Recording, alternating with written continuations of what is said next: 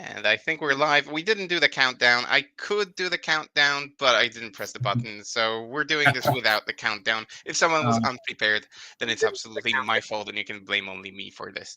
So, hello everyone. Uh, we started on time, so that's really good. Welcome to episode 2 of the series that we call the LGT's Lucky 7. This is a series of interviews that we want to do leading up to the LGT London Grand Tournament that is happening at the end of this month. Apparently, from what I hear, it's been sold out, so there are going to be plenty of people attending this event this year. But apparently, if the gossip is right, this might turn out to be the biggest singles event in the world. So far, I think it has the title of the biggest singles event on this side of the pond. of the pond, exactly. Of 10th edition. Of well, of 10th edition, definitely. Although so far, I think this is the War Masters event at the World Team Championships in Belgium, but uh, hopefully London will become the one. You could hear the voice of our guest already, so I'll just do the introductions. I am Tomek, or Tweak, as you might know me from the previous episodes, your usual host of the show. With me, the other usual host of the show, Michał, also known as Joker. Hello. Hi, Michał. And our wonderful, wonderful guest, the English prodigy member of Team England this year to the WTC. Ladies and gentlemen, I give you Nassim Fouchane. Hello, everyone. Thank you for having me on board again. You're giving me too many props there. No, Too I much mean effort. it's well deserved. We've seen you play at the event last year. We've seen you pull it almost like slightly, but pull it off amazingly with your Tau last year, where you finished second um, against Sacco, I think, in the final game. We were there to Yep. report on it. We were there to witness it. We were there to witness the Sacco's joy, to witness your tears of disappointment, I guess. But it was an amazing experience to see you play. I haven't seen anyone play on that high level. So, yeah. I guess you're coming back this year to play both in the Invitational and in the main event. Is that correct? Yeah, I'll be playing in both the invitational for I think the amateurs bracket. I know they have different brackets, Yeah, and there I'll are be playing three. it and in the main event as well. Yeah, so there will be the invitational event on Friday. That is divided into three brackets, interestingly called amateurs, pros, and the unconquerable, Unconquerables. I think. Unconquerable. And the best part about that is that Naseem is in the amateur sorry group of the invitational, while I myself am in the pros, which absolutely blows my mind because I have never. I mean, I only maybe stood next to a pro. The only pro about me is that yeah, we're doing this podcast, and apparently this was the key to choose the players who will be there. But in the amateurs, we have my son Patrick, Mike from Poland. We have Naseem. We have all the big names that you actually care about, and yet they are called the amateurs. But yeah, I guess we will get verified very quickly on Friday of the invitational event. Right, Naseem, let's start with a little bit of backstory about you, perhaps. So, Mhm. would I be right to say that you are the golden child of COVID, and you actually you The became golden child of popular? COVID. That's a new one. I've never heard that one before. Golden So child. you became prominent, you became recognizable, you became successful at the COVID time when you started playing TTS. Is that the right assumption, or tell us something about that? Yeah, no, that's 100% fair. I mean, I had played prior to COVID. I wasn't very good. I think the other day I was actually going through my old BCP and I was like, wow, I really went 0 and 3, 1 and 4, 2 and 3, or 2 of these times like when I started. Uh, which and then you see the comparison. But yeah, I guess you could say I gained popularity, if that's the correct word. Or I guess. I gained, what's it called? Like I was seen more during COVID and a little bit after the COVID as well when events started to open back up and I was going to events with my iron hands and doing better than what people were expecting of them at the time. So yeah, I think that's fair. I definitely came out of that thanks to TTS. I mean, I was playing it just before joining here, so um, definitely have a lot of credit to give to that. So is that what actually, made the biggest change for you? Because you said, you went to tournaments, you didn't do very well. Was TTS sort of responsible for your success? Yeah, so 100%. Like I don't shy away from it. 100%. DTS is like one of the main factors, if not the like most standout factor. That why I've done so well and why I've gotten to the level that I am. Like being able to essentially, because let's be honest, we all love week A. It's very expensive to read these models. It's not cheap. Yeah.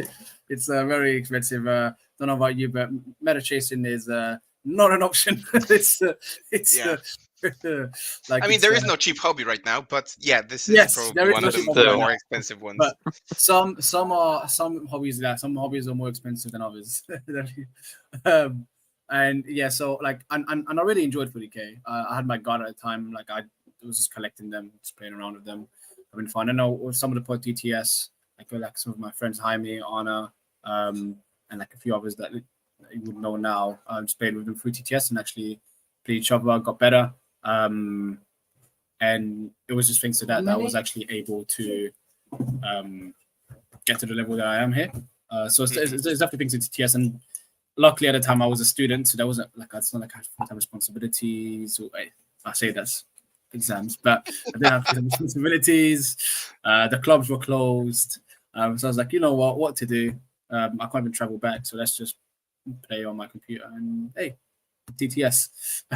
So, and that's kind of where I left. Well, kind of where like it went from. I think when I was like 19, 19 really, yeah, 19. Mhm. But yeah, from then now I'm old and decrepit, 23. So tell us maybe about how you got involved with the LGT. So which edition will that be for you this year? Because officially it's the seventh edition of the event. Because we're not counting like the COVID, the pandemic years. Yeah. But if we count all the editions that actually took place, this one is the seventh one. Which one will it be for you? What like how many LGTs I would have been to? Hmm. Yep. Oh, this would be my third LGT. Right. Third. Okay. My So, last year was my second LGT. Yeah, last year. and you came second at your second LGT, which Yeah. is wow, amazing. Okay, so what makes you come back to that event? Is there anything special? Is there anything different about the LGT than any other tournament that you attend to? Well, it's in London, and I live in London, so that's I'll be honest, that's like the main factor. It's in London, and I don't need to buy accommodation or like house share with a mate or something. I can just like take the transport up and then go back down on the same day. It's like it all works out great until you realize you have to do a 3-day because you make top cut and then you have work the next day after that. So it's but yeah no, the fact that it's in London, the fact it's one of the largest events, just periods, full stop, and I get to see everyone I know, not just from the UK, but because it's such a large scene over here that people actually come over from abroad. Like there's people like Anthony Vanilla, like TJ Lanigan that are coming over that I'm good mates with that I actually get to see that I don't always get to see. Like I'll talk to them on Discord, talk to them via, anyway through the internet. But actually being able to see them and actually have a conversation, hang out, that's like another big factor and why I actually like going to large events. I just get to see a lot of friends and the relationships that I've created and bonds I've made with people throughout this hobby. Okay, and are TJ and Anthony coming this year? Yeah, so I know Anthony's coming this year. TJ's also coming, from Okay. what I understand. So yeah, there's going to be people from across the pond coming over. There you go. Yeah, I'm asking because when we were at the WTC, Typhus actually invited us to Joker, myself, his girlfriend, some other guys to a karaoke studio. And out of nowhere, TJ came, and it turned out that he sings like a freaking angel. Like, Oh, does he? I need yeah, I to. mean, I think he has some like musical background or something like that. So he was actually quite amazing, and we were all like, we're not singing with you because it's just Yeah, 'cause so we good. we were embarrassing ourselves, and then he just comes in and he's Chris fucking Cornell, so it's just like totally Yeah, different singing like a levels. stone or something like that. And I was Oh my doing God. "Come on Barbie, let's go party," where I was Ken or whoever Butchering does it. the. Yeah, I was absolutely butchering it. So, yeah, but yeah, back to the LGT. So, uh, are you bringing your team with you? War Masters or England? So You both. tell us. You tell us. Yeah, I mean, a lot of the War Masters are definitely going because a lot of them are also based in London. So like, I know there's a good amount of the War Masters going. If I check here quickly for you, I think the amount of people that are going to LGT from our group is me, 2, 3, 4, 5, 6, 7, 8, 9, 10, 11, 12, 13, 14, 15, 16, 17, 18, 19, 19 to 20 of us. Wow. Okay. Give or take, roughly. And then of the Um, England lot are just like from the people who were on the team and the coaching staff. I know that I think that 100% know. I know Manny's going. I know that Harrison is going. I know that Ramsey is going. Hmm. I know that Porter is going. I mean, that's the Jake is event going. that you want to be at, I guess, Yeah, when it comes to. it's like it's the LVO of Europe. Yeah, absolutely. I'd have to say it's just uh, with better terrain. But yeah, Zach will probably be offended by that statement. No, he won't. I know he you know, on one hand he competes with the LVO, but on the other hand they are good friends with the guys who organize it. So it's, I guess, good competition between them. But yeah, like he is aiming at actually making it the biggest one in the world. So fingers crossed that happens, and we don't have many people dropping. Um, yeah, So if it's but sold out, then is it how many people theoretically? I 1,000 don't tickets I or don't have the numbers, but I think that he was going for something like that, yeah, 900 to 1,000, something like yeah. this. Because last year, out of if I remember, I think last year of the people who essentially had played around like after drops, it was like 692 people. something Yeah. like that? Um, Yeah. yeah, only reason I remember that is because of Goonhammer. They always put it up like the amount of players and how many like actually had played the first round. Hmm. So it would be more than that. So I suspect around 900 people.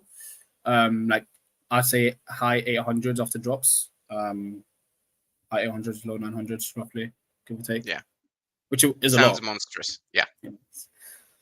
So before we go into discussing your prep, I have to throw some shade and ask a question about last year.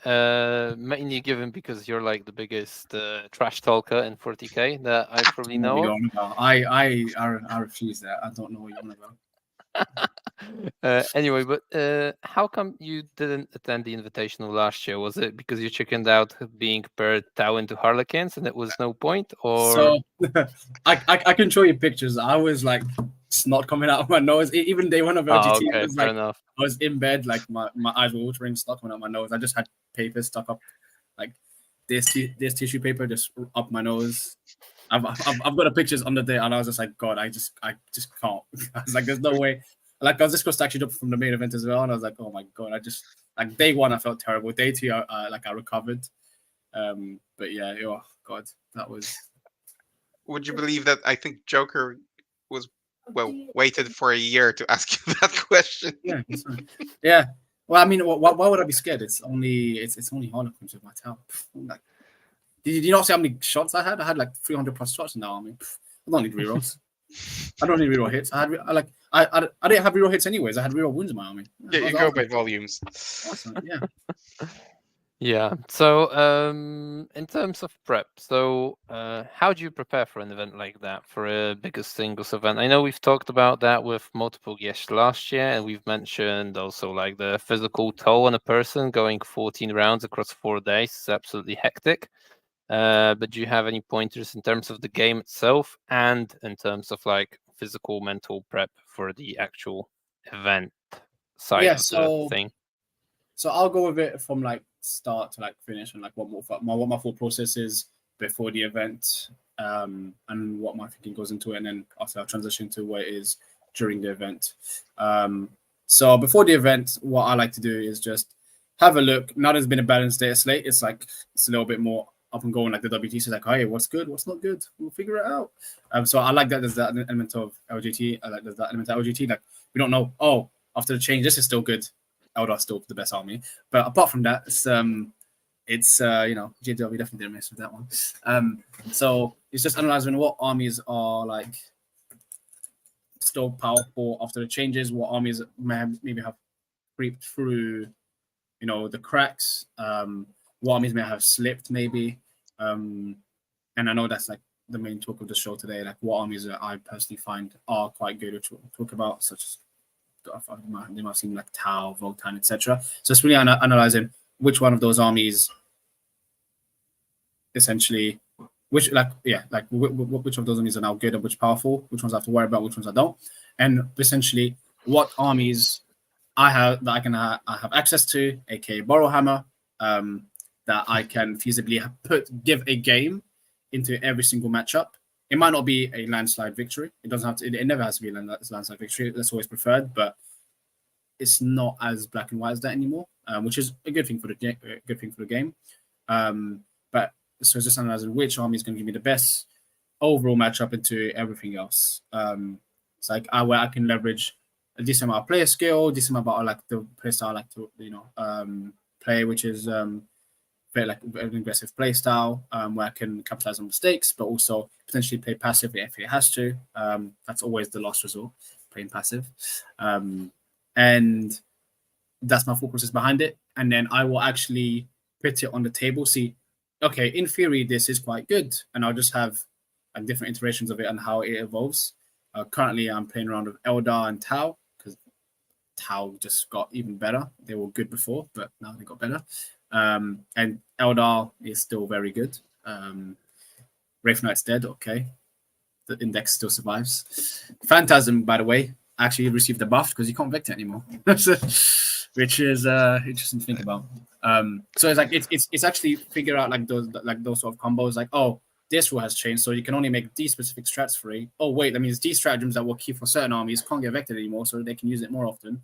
So therefore, it's actually more powerful than before. And it's like figuring out, oh, like Custodes have actually gone down in durability because of the change to dev wounds and them going from 5-man to 10-mans. So from 10-mans to 5-mans. So their stratagems are now not as efficient on the 10-mans. They can still double and make it free. However, they're not getting as much efficiency. And Devastating Wounds now does more damage. So stuff like Stern Guard, like Wraith Guard, anything that has a dev wounds profile is able to cut through them more efficiently. So I'm like, okay, that's dropped down a bit. Oh, wait, because dev wounds has changed, Horde's actually a little bit better now because they don't spill over. So, oh, maybe Horde's the way to go. But actually, some armies can just deal with those. So it's really trying to understand that what army does the best into those sort of scenarios, and then seeing feasibly how does it place on a table, how does it play on a table, which is it's a long process. Like you're not going to do it in 2 to 3 games. It's going to take you like 2 dozen games, like at least, to have that sort of understanding of it. And also discussing it with members of your team, with peers, like friends that are also like at a good level, or maybe like reaching out to coaches and getting their thoughts on it. It's always worth it. But that's my thoughts before.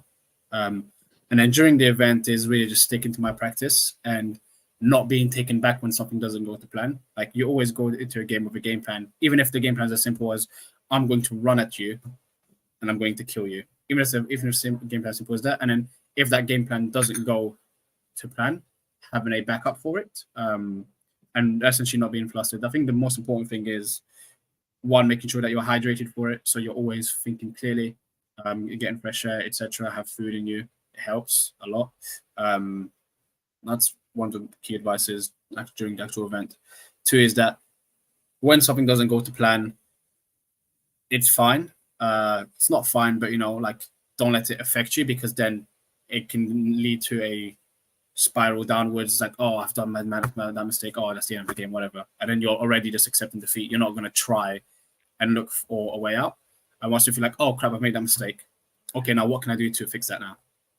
And because like it will happen. Like I think there's a famous saying that a plan never survives first contact with the enemy, and that's very true. It's very true, and you'll find out LGTs like even like top players, like the game plan sometimes doesn't work, so you just have to think of something else on the fly, and the only way you're gonna be able to do that is through the practice games that you've done before.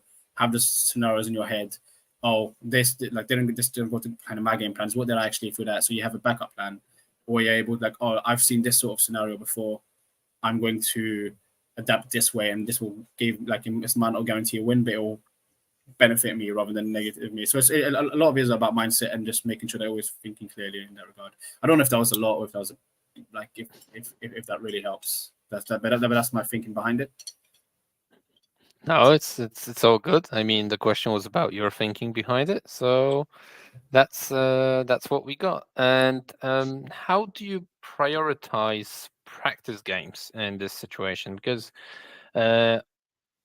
you could say that the meta isn't exactly defined at this stage. So how do you know what to put your armies into to test matchups, etc., for it to be worthwhile? I don't know if that question's making sense the way I put it, but No, So I basically, do you play versus anything and everything, or do you prioritize, like for example, before the WTC, where you probably play the most common, armies that you're going to face? So is it the same when prepping for a huge tournament like this one? so I'll definitely put some priority on the armies that you think are best, 100%. However, don't disregard armies that you don't think are up there either. It's like I don't think Chaos Knights are like even though they're great, I don't think they're that amazing because this like their wound change didn't change anything to them. They still died just as fast. And actually, like there's no like full up for smaller wounds. I don't know if they had access to that, but like, that hasn't changed. Like anti tank is that's not really taking a hit, so like that's still there. So like it's still good to get those sort of practice games in to understand. What I like to do is when I build a list is like, okay, how does this do into an list archetype? Essentially, how does this do against a skew in one direction with loads of equal? How does it do into a skew in one direction with loads of infantry? How does it do down the middle? Is the three that I want to figure out, because if it's great, I like killing vehicles, but the moment you play these 100 bodies, you lose. What's the like? What's the point, right? But it's moments like, oh, I can deal with 100 bodies, but oh crap, you've got 3 vehicles. I'm looking at you, Grey Knights. Then you can't do anything.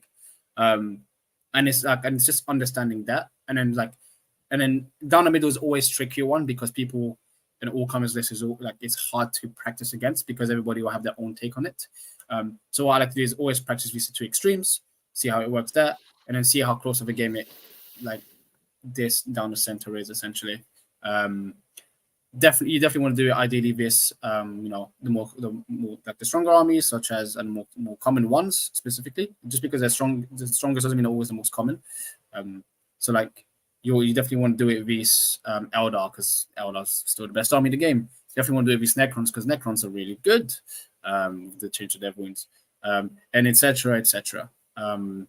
Is at least the way that I think about it, like and how to prioritize my practice. But yeah.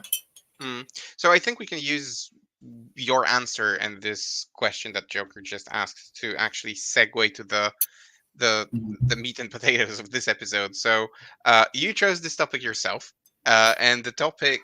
So yeah, just to explain to anyone who has just joined, we are doing this series to lead up to the LGT, and since this is the 7th edition of the LGT this year, we figured that it might be interesting to do a series that somehow revolves around the number 7.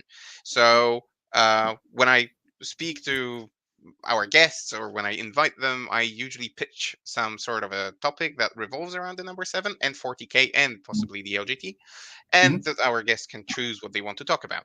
Nas here decided to talk about his take on the top 7 armies going into the event post data slate, probably there are not going to be any more changes in the meta before the event, so we can safely discuss what the potential top 7 armies are. So Nas, give us Disclaimer. Disclaimer. go on. I can be wrong. It's like Obviously. I can be way off. I just want to say Obviously. I just don't want us to come back and like, hey, it's like I've been wrong before. I want to be shocked if I'm wrong again. I mean, maybe if you're wrong, then maybe even better, because it means that it is a little bit unpredictable, and it all boils down at the end to, the magician, not the wand. So it depends how well someone pilots the list, pilots the army, etc. Which I think is a place where we want to be. But essentially, since this is about you and we have you on, so let's listen to your take on the top 7 armies. Let's start with, I don't know if you want to put it like that, but you're number 7. So not the Oh, top of the top, but still up there. oh, A potential threat at the LGT, something that okay. people have to be careful about. Okay. All right. So that's interesting. That's tough one. So I think for number 7, I would place it between Guard and Chaos Knights because they are still strong. So the way I see it is that both those armies are quite strong. They're quite well placed in the meta. However, start with Chaos Knights run into the issue that I mentioned previously. They can essentially, if your army cannot deal with mass toughness 10 bodies or 5 up in ones, then you're in trouble, right? Because it's a lot of OC. It's going to tank your primary if you let it. 3 baby nuts on an objective is 24 OC. That's a lot. And it's also covering the entire objective, so you're not going to take it away. Some armies just can't deal with that. Like Grey Knights just physically cannot deal with that. You just sit on the objectives, you don't score any primary, and they shoot you off. So it feels like if an army doesn't have the guns necessary to deal with that, that can just go very wrong very quickly, which is never what you want. That's not the ideal situation. Then when you move on from that, but if you can, then also that matchup is easier. So, for example, like I've practiced Eldar and like Tau, so very shooting armies that have access to those profiles. Like, okay, I'll put in just enough guns so that this isn't too much of a worry, and I still have other guns that are more efficient at other things. So like broadsides, I can point 2 broadsides with from turn 3 onwards and just pick up a baby knight. So I've got 2 units of 2 broadsides of shooting, picking up 2 baby knights, and you still have crisis suits. Still have the rest of the list as well. Eldar, Zelda, that's there. And then so I think they definitely have a place in the meta. However, it feels like they're gonna be like quite a gatekeeper army. That's like I think these SKU lists will be quite a gatekeeper army. If you can't deal with it, then you can't. If you can, then it's fine. And that's where I think Guard comes in, because Guard I think is a bit better than Chaos Knights, because even though they're indirect took a hit, it's still quite very powerful, right? Army wide lethal hits is still very strong, even though the carriages went up 40 points. So some other stuff went down, like Tank Commanders went down 35 points. That's like they were, in my opinion, I thought they were good before. Now they're even better, like because they control so much, right? They have access to a very strong weapon, so they have a very good anti-tank.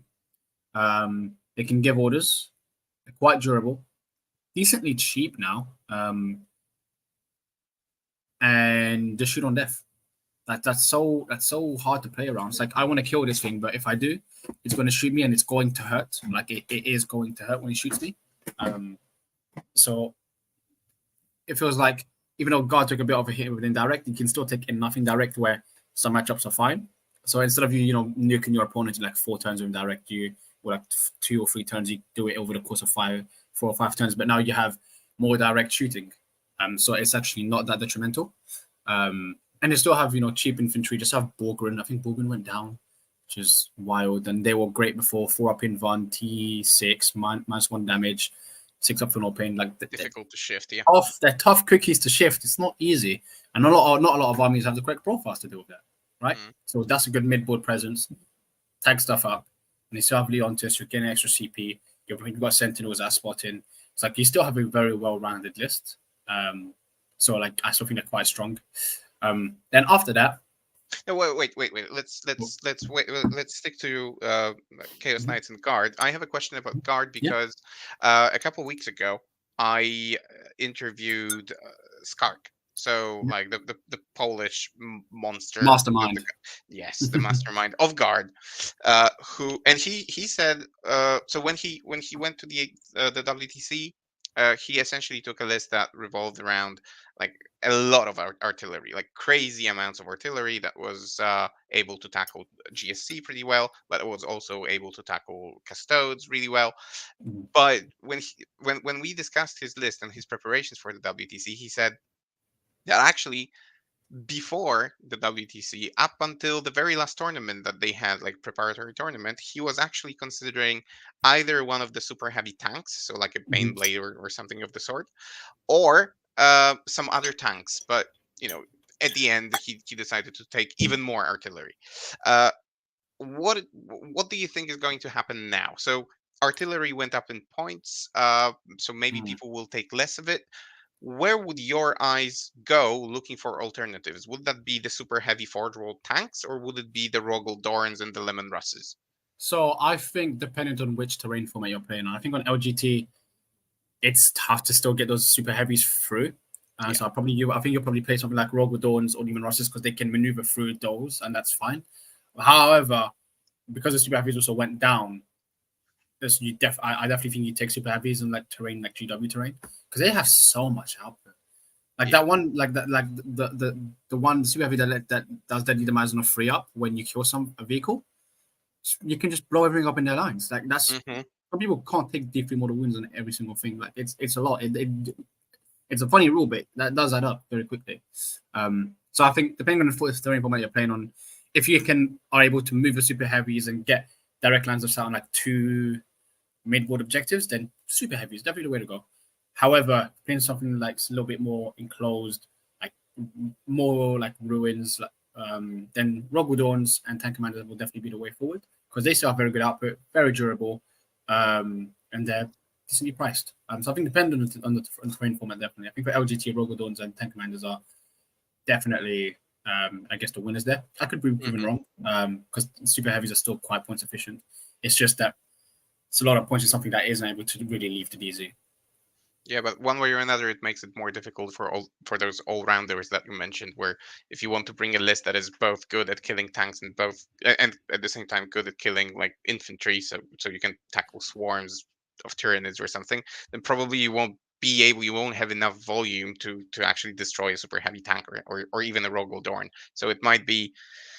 I mean, it's actually quite difficult to prepare for a tournament like that because you have all sorts of it's not teams event where you can hide in the pairings. Yeah, Here you need to be ready to face yeah, absolutely everything, right?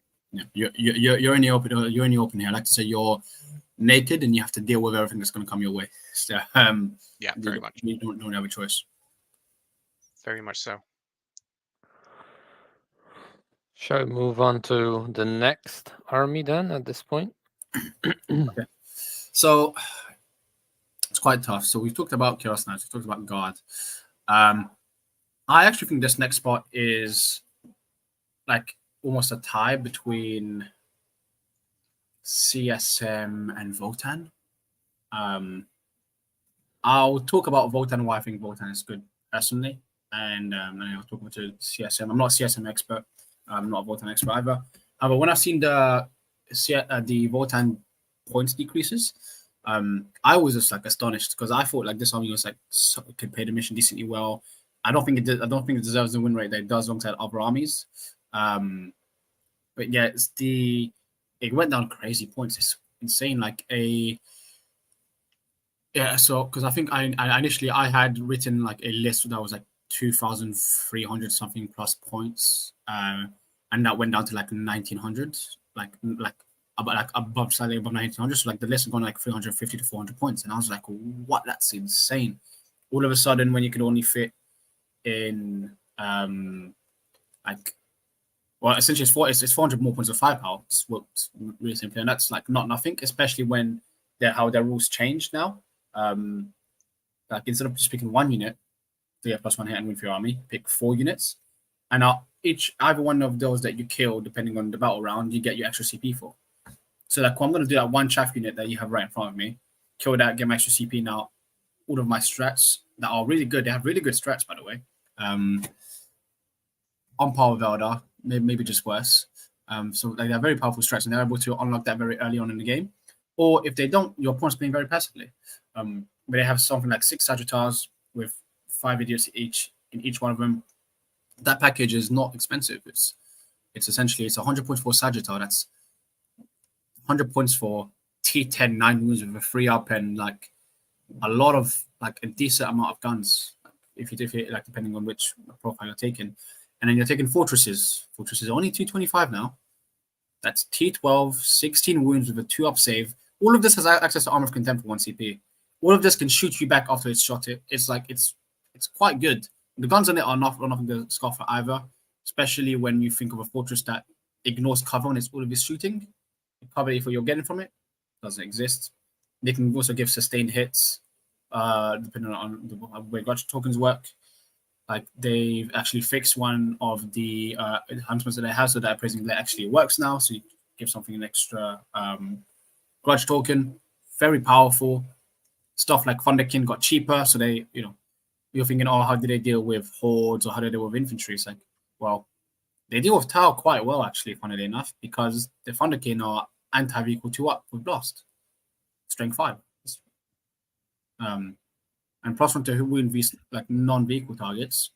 Like if you're shooting most infantry are now going to be wounded on 2s with 2 tokens. And it's got +1 to hit. It's like it's a lot of shots and it's cheap. It's like it's 75 points for free. And then you can take the Hearth Guard, the Terminator, like the wannabe Terminators, decently durable, 2 up save, you can void armor, -1 to wound. It's not nothing, and they can have a lot of shots because they have the blast weapon, and you can take them with the Devil gun or the plasma gun. It really depends which one you want. So like a lot of that stuff got a lot cheaper, and the output was already quite decent. And they've actually buffed the output not in just points but with rules, because it's a plethora of. I would sell like I quadruple the amount of targets that I get potentially SCP from earlier on.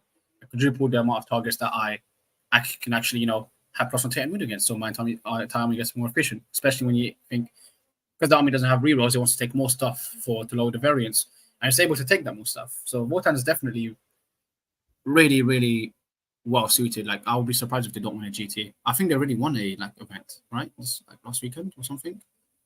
I don't know if it was an RTT or a GT is the only issue, but like, they're good. And then moving on from that to CSM. I don't know if you had any specific questions you wanted to ask on the board. I didn't. Do they have any natural predators, like anything that they don't want to face? So they don't want to deal with people that are able to deal with depending on which archetype you're going. If you're going with like all of the vehicles, they don't want people who can deal with loads of vehicles. Again, that's a type of SKU. However, it's a SKU that can still play the mission because it's still got loads of idiots that can sticky objectives, do secondaries, play primary, deny primary, and it's surprisingly fast. So it still doesn't like Elder, funnily enough. And I actually think so it doesn't like Elder and was it would it's I want to say natural predators army wise, but that's a natural predator with what people can do. Is that the Votann doesn't actually like being rushed, because if it's not able to deal with the rush, then it just falls over. Like for example, this actually transitions quite well to my next point. Well, I think CSM is quite good because CSM is able to take the Terminator Brook of Abaddon. It's a lot of points, but it wins you a lot of games. Like it goes into the middle, can't shoot it next to an advancing charges. Like that will pick up 2 fortresses and like Sagittar, and like that's most of the output gone. It's like, oh, actually that hurt. And then there's still the rest of the army. Nothing new. But yeah, so stuff like that, like CSM are quite good because they essentially have the ability to stat check some armies and actually exert an immense amount of pressure. And they also still have very good damage. Like obliterators are still insane. Forge Fiends are still really, really good. It does a lot of damage, like a lot. And I think that's CSM's main strength. CSM probably has one of the highest damage outputs in the game, just raw damage wise. And is able to exert a certain amount of pressure because you have the combat threat with like Abaddon, or maybe if you're taking shows and Chaos Lords, you have the threat with indirect from obliterators, which can also do blast against like hordes, so they can deal with that. They've got the Forge Fiends that are quite good into heavy infantry, because now that they've changed the dev wounds, it's still like it's now just like Feast Custodes. Each 6 of their rolls is dead custodian really, because you can't really afford to take that many shields in a 5-man squad, because then you're just dropping output. Maybe take 1 or 2 shields. It's still not great. So like CSM is like, sorry. I think they had. Sorry, they have. I think they have it both, right? They have both the firepower, or the strength of the firepower, and the volumes. Like Yeah. last weekend, I played versus a guy who brought a Hellbrute, I think, and the CSM Hellbrute gives you the possibility to give you like both sustained hits and lethal hits at the same time on a 5+ or something like that. So. So Yeah, yeah, like, so it just turns into those crazy amounts of shots that you need to be ready to take on your chest. yeah, like it's a lot. Like, and all of those shots had all like damage free AP loads, and like if you're obliterated in a half range, each one of those is 6 damage. And I'm just like, what is going on here? Like, first time I got shot by CSM, I was just like, wait a second, let me see these data sheets. I was just like, I just don't believe you. And I'm just like, what is this? It's like, it's a lot. But I think like CSM is quite well suited because of that, it can deal with armies like hordes, because it can just like loads of output. It can deal with armies that want to push into the middle, because guess what? There's 10 obliterators and Abaddon there ready to say hello. Like it can deal with heavy infantry like custodes. Like it has an answer to most things, and it can rush you. Like it can just stat check. You can just go forward and just be like, hey, I'm now here. You can't deal with me. And that's what I think CSM is. However, CSM does have the issue of, if it does go down that route, there are some natural predators towards it, which is going to lead on to my next point, with such as Tau, right? I just want a disclaimer. That army is busted, I think, in my opinion now. It's probably going to be overshadowed by like stuff like Eldar, maybe some other things. But Tau, with the points decreases, before the points decreases, they're already like an A+ army. Like in my opinion, they already had like the 6 crisis suits shooting you is going to kill you. It's going to kill. It's like 6 crisis suits with Kayun and a crisis commander. So or like the Corsa commander, whichever one, shooting with Tetra rerolls into like even the Yincon with -1 to wound is going to likely kill that Yincon. It's a lot. It's a lot of damage. Like I don't think there's much, if anything, in the game that will survive like a full break of crisis shooting you. Sure, including the crisis. Yeah, I guess like, Yeah. I mean, there's been multiple times where I've shot 3 crisis suits and lost like 5, and I'm just like, okay, don't know how this happened, but all right. Win some, lose some. Yeah, you get some, you lose some. But it's like, and like, so CSM has natural predators like stuff like Tau, because now you're because you're trying to get into this gunfight, and guess what? This army shoots better than you, and the issue is it's also far more mobile than you. So it will dedicate the engagement. The advantage that you have is like the CSM, like Abaddon Terminator Brick, where you have to get within 12. But the moment like 6 crisis suits gets within range there with like a Tetra reroll, that entire squad through and Abaddon is dead, and just like, cool. I've lost like 2 crisis suits, but you don't have Abaddon with your Terminators. You've just lost 700 points. I've lost 120 because that's how much crisis suit costs now for 2. Like, whatever. I've got more out back ready to come. And Tau, I think Tau point for point probably have the most damage in the game now, just with if you're taking like cyclics, and they like and they have everything that you want in an army, right? They have the damage, they have the decent durability, everything's like vehicle with 4-up in run. They have the speed with like strike and fade, like you can rapid ingress, and you have the auto 18. Like, so you have the chaff, you have the cheap chaff that you want. You can take piranhas, you can take like crew hounds, you can take crew tox riders, you can take whatever you want. The index got infinitely cheaper. That index got as many points decreases as Rotan did, which is wild. I don't get it. But is it feels like the only thing holding them back is the fact that they're giving away fixed, right? Yes, and that is a few weaknesses that they have is that they give away 20 for bring it down just for showing up, which then means your opponent can risk just go to teleport home and just have something do it like in the middle with like a lone up behind the wall, which is hard for them to deal with. So then the Tau game plan revolves into, I can't really beat cage orders, that stuff. I need to kill you, which, to be fair, and credit to them, most of the time it works. However, sometimes it won't work. and that's when I think like it will fall off a bit, because the game plan is so unsteady. Like they do certain armies so well, like they all crush through hordes. Like just have so many shots, and you don't even need to overcharge them. You just like cool, just have a million shots. They deal with infantry quite well. Deal with vehicles quite well now that broadsides have gone down for some reason. So you can just fit in more broadsides in the list. You can just, if you didn't have broadsides before, you can take like three or four of them. Like it's gotten that much cheaper. And the main thing is on back is that like you said, Yoka. It's given up fixed now. It's, to be fair, struggles with the Knights in the data sheet. A lot of things do, but that data sheet is quite strong. -2 and no advance, and it doesn't take a brain surgeon to shoot a Knightsman at crisis suits, unfortunately. So the crisis suits go from moving 18 to moving 10, and it's a lot slower. And then the Eldar index was already quite hard to deal with. In addition to that, and they suffer from the fact that if they want to do serious damage, they also take damage back. It's always like a roulette. Though I will say it's the best feeling when you shoot all of your crisis suits, they're all overcharged and you don't take a single mortal wound. That's like the highest of highs that you can have. It comes close. Yeah, so like Tau is quite strong there. So I'll definitely say it's like a top 3 army, if not top 2. And then that moves on. I don't know if there's anything you want to ask there. I mean, do you think that army would still be as powerful if the Tetras weren't there? Not as powerful, no. It will still be quite strong, because now that Shadow Sun's gone down, like freeze 4 rerolls, you still have like freeze reroll 1s because of Shadow Sun being so cheap. It does mean like you have to kind of cast her around, but you can kind of play around that because Shadow Sun is infantry for some reason. Actually, it's not. It's very sad. But yeah, so like it wouldn't be as good. It would still be quite powerful. It would still be top 5. Don't know if it'd be like top 2, top 3. Which then moves on to the next army, which would, in my opinion, is Necrons. And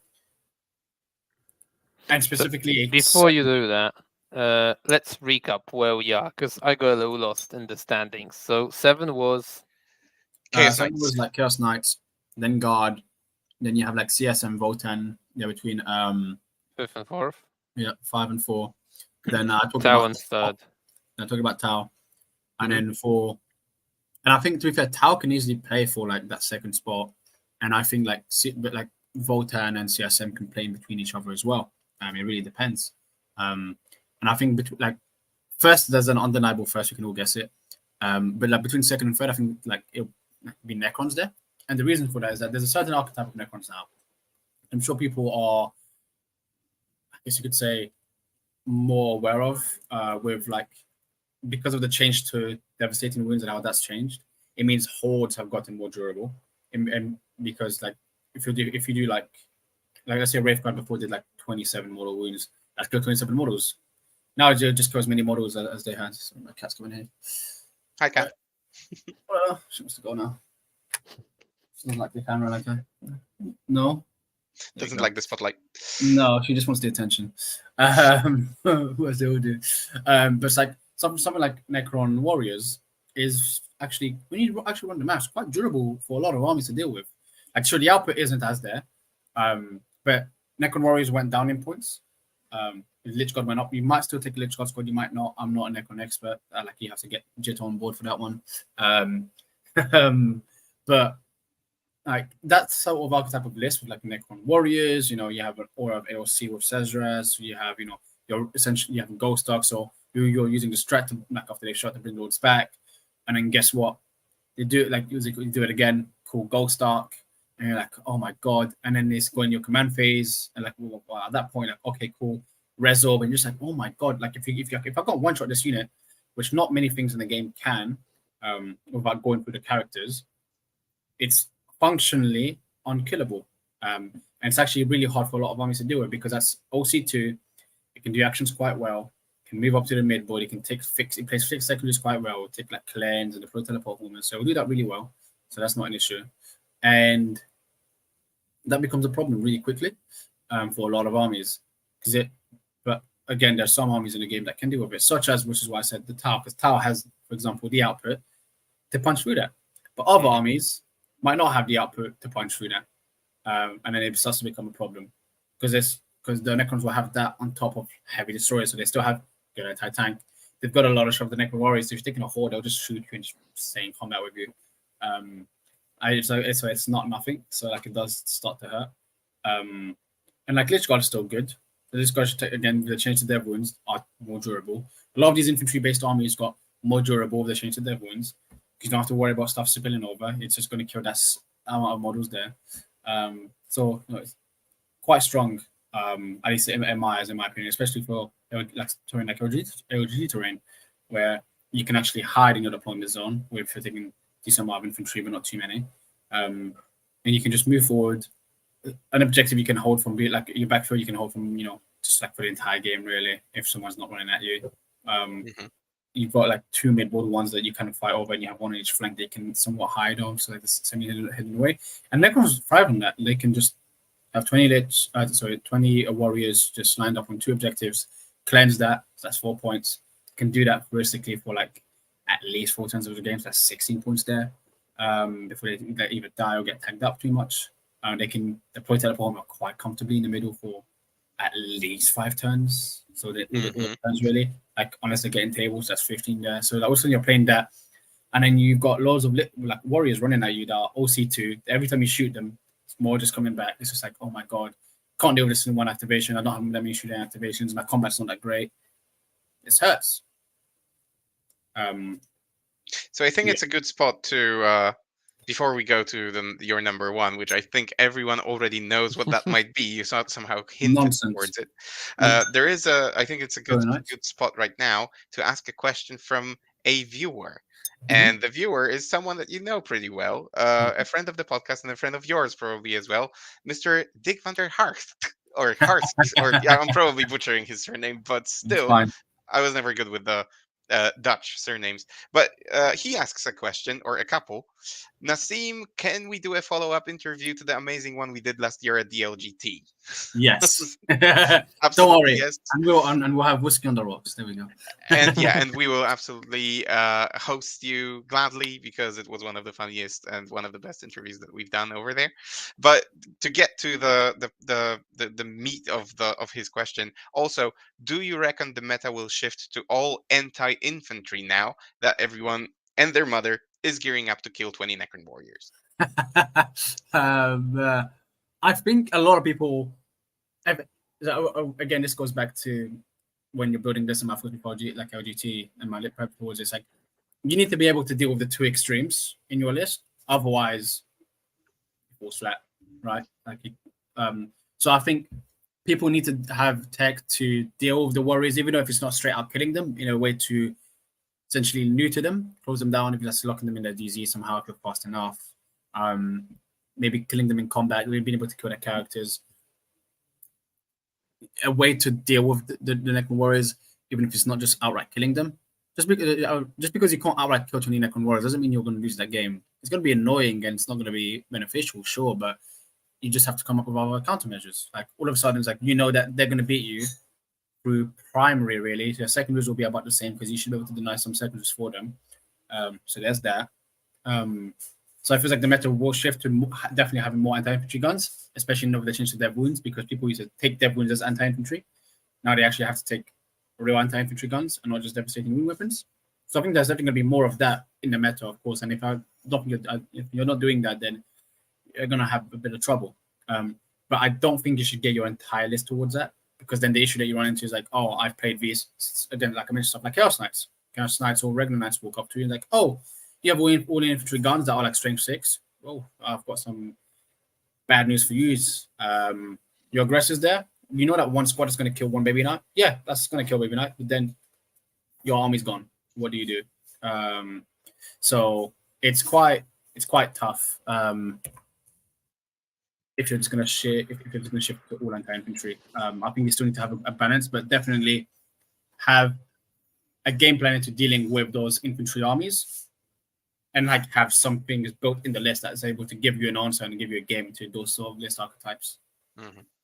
So funny you mentioned that, because he did have a follow-up question asking, would actually Chaos Knights maybe be a better choice than Necrons to take to the LGT, because of Necrons being the current potential boogeyman and everyone taking in for them, whilst the UKTC terrain is actually pretty good for mobile shooting with the War Dogs, as they're quite fast. The terrain has shooting lanes, etc.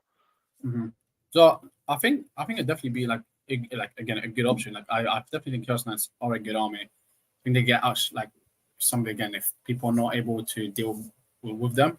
I think people are gearing up maybe a bit too much to deal with like Necron Warriors. At least that's what I've been hearing in the internet.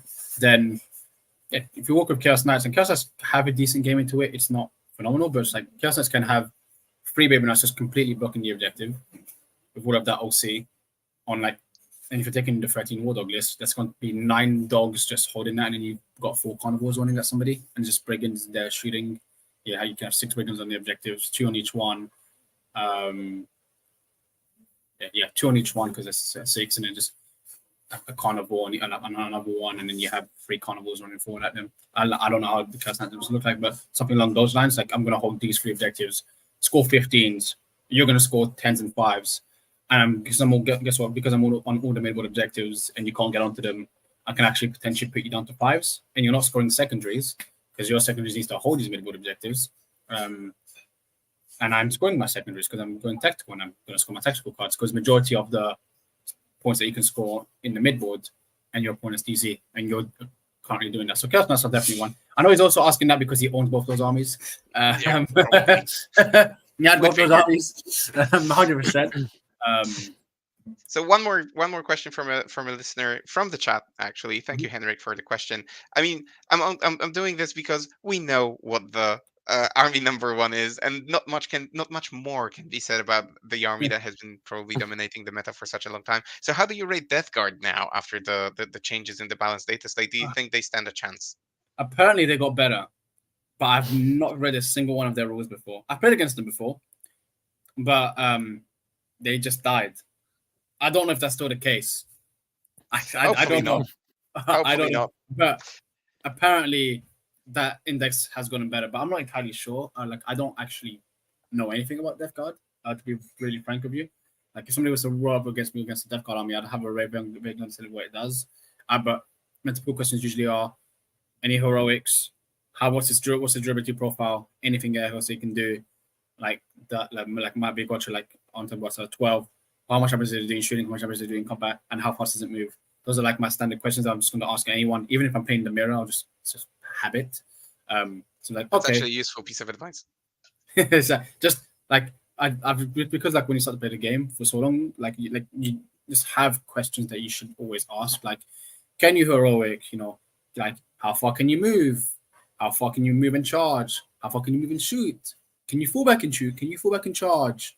Can you advance and do actions? Like questions like that. Because then it's like, all right, cool. So he's got, and if you're playing Eldar, the answer to all of that is always yes. But it's like if you're playing a normal army, some people say no to some things, people say yes to some things, and that's how you build your game plans. Like, all right, you can't fall back and shoot, so I'm gonna tag you. You can advance and shoot, so I want to shoot you with a nice spinner, so you can't advance and you can't shoot and you can't charge. It's like and just little stuff like that, really. Understanding it. All right, give us your top 1 then, and then I'll probably have one more question. I don't know if Joker has any, but then I think we need to release you because you have some very important stuff to do. Yes. So it's gonna shock everyone here. It's gonna shock everyone. Some Pure Knights. Knights Eldar. Eldari. Let's say this. If you change Phantasm, I've seen this before, has technically indirectly gotten a buff, depending on the soccer that you're playing. If you're playing like an infantry list, it's gotten a buff because you cannot vec that stratagem anymore. So that means that stratagem is always 1 CP, which means it's going to be used every single turn, which means it's quite rough for your opponent. Like the strat because that's the strat everyone wanted to vec. That's why some people were taking vec. People were taking double vec. Oh, you have Phantasm 3 CP. No. How much it should cost. And they'll still use it like twice a game. It's that good of a stratagem. It's like, oh, free smooth Phantasm. Oh, I need to think about it now. Actually, like 1 CP, I'm just going to do it. Even if you don't want to, like, it's just free movement, 1 CP. Why not? Just do it. So, and like the change to Devil is like, it's like, sure, it's annoying, but still just as durable. Still the same amount of fate, that's manipulation. Still the same amount of speed, pretty much. Still about the same amount of damage. Points have gone up on stuff, sure. Wraith Knights are not there for their purpose anymore. You drop a Wraith Knight, and then you just insert points on like your prior list, and it's still great. You know, it's not S plus. It's now just S or A plus. Like it's very strong. It's the best army. Like games will definitely feel closer with Isolde, but they'll sometimes feel deceptively closer. Like it's closer. Oh, like I'm doing something, but it's like it's just playing you in strings. Like, oh yes, look, you're doing better with me now. It's great, nice. Anyways, he's a Good 20 for up. you. Yeah. Yeah, such stupid. Yeah. I was excited. So, do you think they didn't get? Are you actually one of those who believes that they didn't get nerfed enough, or are they in the right spot? I did not get. Mhm. God, I was hoping for more. I was so sad. Like, oh God, because I've never to this day, like before this, I had never ever played Elder. I now have at least 2 dozen games of Elder under my belt. That's because it's just God, that index is just, man. Like, so do you think the sorry to cut in like that. So do you think that the top cut might look similar to what Nova looked like recently? So it would just be Elder on first, second, third, and so on. I think there'll definitely be more various, like variants up there, because like you Wraith Knight's not as, because you don't have Wraith Knights as not one click. You have to play a little bit more nuance, a little bit more precision. But if you can do it and you have the reps, it'll be fine. Like I still think the good players will perform just as well in Elder, if not better, because a lot of the natural predators from before actually got nerfed. Okay. A lot of the natural predators actually got nerfed. Like GSC shafted into the ground. Yes, I wanted to ask about that. Like, did you forget about them, or are they actually not bad? No, they are. So they still do as much damage, great. But if you're playing with somebody who knows how to play this GSC, someone who's played a lot of GSC, it's like, oh great, my drop turn. Now, will I have models after my drop turn? Before it's like, oh yeah, I have models. It's like I won't do as much damage, but I'll score points. And I was like, oh, I've gone second. My drop turn's turn 2. When this happens, like after my drop turn, it's turn 3, and my stuff comes back on 5s. Like great, my drop turn stuff will die after the drop turns. And you have less and less damage in drop turn because your points went down, and also you can't double up on stress that you want. Can't come double within 3, not double demo. So guess what? If they Overwatch 1 squad, that squad's dead. Oh, if you're playing this Elder Phantasm, whoa, it's like it hurts. It hurts a lot. It's brutal. Some would say. Yeah, you just need to nerf Elder. Just need to nerf that codex, that index. Like Nids isn't as good. They have a full codex with 6 attachments. Still not as good. God.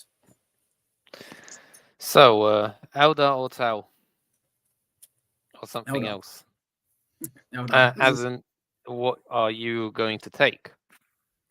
Might shock everyone, guys. I have a Wraith Guard in my list. I have a Night Spinner, and I have a Yin Khan. It's gonna shock everyone. I'm still playing around with it. I think I've come around with like 7 different lists, like iterations as it's evolved. So I'm not entirely sure yet. I know I like Wraith Guard. Yin Khan's great. She's really good. The Autark is really good, even though he went up quite a few points. I think. I'm not entirely sure 100% how the final product's going to look like. I know it's going to be some variant of Eldar. It's going to have a few different things. I don't think it'll be Hyper MSC because it's not my playstyle. I don't think it's going to be all bricks of stuff because then you leave yourself potentially to get activation locked. So it can become an issue. But yeah, like definitely it should at least have a Yin Khan. I know that. Yeah. Okay. Sounds like nothing has changed very much. Like we've seen this at the WTC, we've seen this at Nova, we'll probably see this at the LGT. Nas, I know that we need to let you go, so maybe one last final piece of advice. What could people do in order to prepare for the LGT and to tackle a list like yours? So the Eldar, is it just bring Eldar, or is there something you just read my mind? I was just going to say take Eldar if you have access to it. You take Eldar, guys. Take Eldar or Tau, you'll definitely have a blast. Literally, you will have a blast. Your opponents probably won't, but you'll have fun. That's the important All thing. right. So, but yeah. Okay, let's leave it there then. We will have other guests who will join us in the future to maybe try and defy this somehow. Maybe they will have an idea how to beat the Elder and so on. We need to let Nas go. So Again, yeah, thank you don't very much for having me. thank you for joining us. It was a great Yeah, pleasure. thanks very much. Feel free to drop. We will just do the farewells and the summaries and so on, That's and fine. we'll see Take you care at the then. event. See you at the event. Take care. Have a nice one. Take care. Bye bye. See ya. Joker, do you want to lead us out of the episode, perhaps? Yeah, sure. I mean, I don't think there's much left to be said. So we did have Nassim. His lucky seven was the top seven armies. Some controversial picks, maybe. Well, we shall see if he was spot on or he was totally wrong in 3 weeks' time during the event. So, guys, again, if you like what we do, please like, subscribe, hit the bell button, consider becoming a Patreon, so on and so forth, with 10 people off from reaching 1,000 subscribers on YouTube, which would be fascinating to hit that landmark before the LGT itself. Thanks to our patrons, we wouldn't be where we are without you guys. And thanks to your support, we're definitely making steps to improve what we do. Thanks to Army Painter, who is our new and amazing sponsor or partner. And I think that's it with the Yep. thank yous. So thanks for watching, and make sure to tune in for the next Road to LGT/LGT Lucky 7 episode, which will be up shortly. You'll know ahead Yeah. of it time. There's one. Well, there's one more thing. Sorry, before you go. We have a raffle going on. I think we didn't mention that. So we really would like to reach that 1,000 subscribers. If we do, then there's going to be a raffle that the Army Painter is sponsoring the awards for. Apparently, according to the Army Painter, this is going to be the like 50 paint speed painting box mega box set, I think, of speed paints. Speed Paint Mega Box is, or That's Mega what it's Set, called, then. exactly. That's something what it's called, yeah. That's something like that. So, in order to win one of those, obviously we would like you to subscribe to the channel, but also in the description of this stream and any other video that we will be releasing, there is a link to our Facebook post where we announce our partnership with the Army Painter, and we also mentioned that my son is becoming part of the team, and how we are going to use the cooperation with the Army Painter to let Vitalis paint some amazing miniatures as well with their paints, etc., etc. Do click on the link to that. Do react to that post on Facebook. Do share it with someone to help us grow. And then we will also, thanks to that, we will have a means of verifying whether you are subscribed to the channel. And during one of the episodes after we hit the 1,000 mark, we will do the raffle on screen for you to see that we're doing this legibly. And yeah, we will have our lucky winner. So please do consider participating in the raffle. Please do consider subscribing to the channel, and please do consider becoming a patron, because that helps us greatly. Now I think we have covered it. So thank you to everyone who managed to stay with us throughout this entire hour and a bit. And yeah, we'll see you shortly with another episode of the LGT's Lucky 7. Thank you, everyone, and good night. Bye bye.